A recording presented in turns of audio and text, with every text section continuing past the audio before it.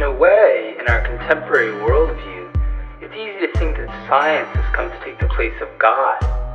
But some philosophical problems remain as troubling as ever. Take the problem of free will. This problem has been around for a long time, since before Aristotle in 350 BC. St. Augustine, St. Thomas Aquinas, these guys all worried about how we can be free if God already knows in advance everything you're going to do.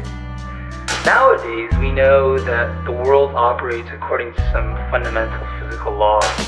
And these laws govern the behavior of every object in the world. Now, these laws, because they're so trustworthy, they enable incredible technological achievement.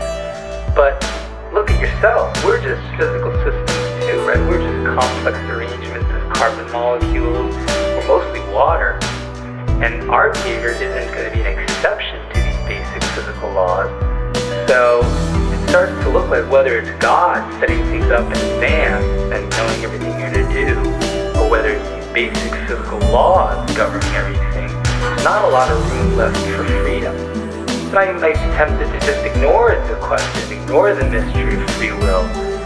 Say, oh well, it's just a historical anecdote, it's sophomoric, it's a question with no answer, and just forget about it. But the question keeps staring you right in the face. Think about individuality, for example, who you are.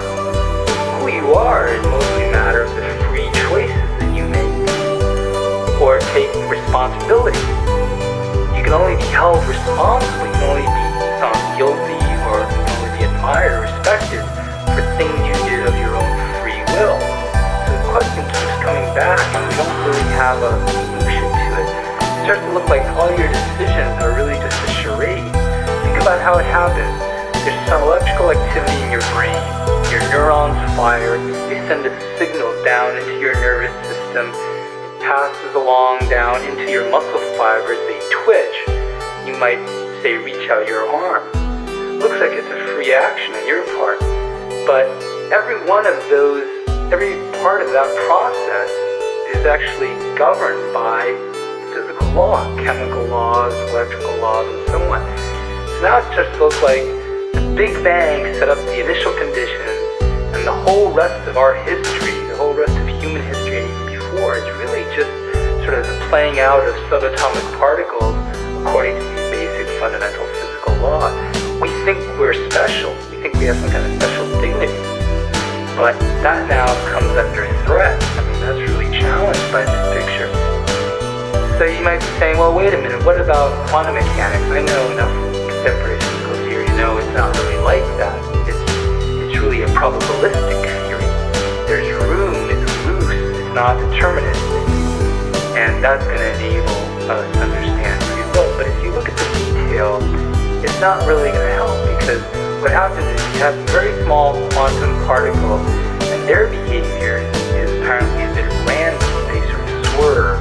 Their behavior is absurd in the sense that it's unpredictable, and we can't understand it based on anything we've seen before. It just does something out of the blue according to a probabilistic framework. But is that going to help with freedom? I mean, should our freedom just be a matter of probability, just some random swerving in a chaotic system?